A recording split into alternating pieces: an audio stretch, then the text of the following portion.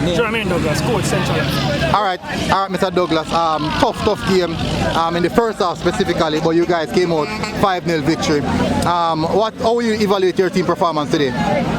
We never showed enough composure, especially in the first half. In the second half as well, but especially in the first half, in the final third. We tried to rush the final pass.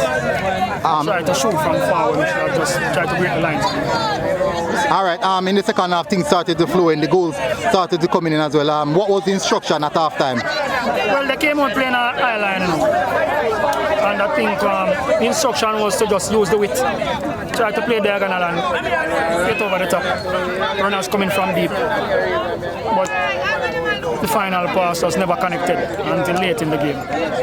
But I'm still grateful. Yeah, coach, your team now leading the group. You have Glenmere chasing behind you. What does this victory mean for you and push for the next round?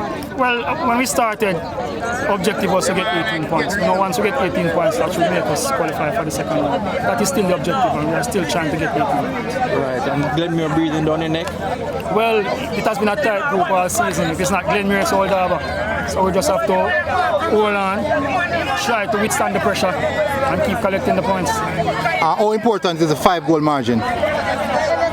It's good in terms of goal difference because, like I said, it's a tight zone. But I thought we should have scored some more. We had enough opportunity to score. All right, coach, and good game. Well done again, yeah?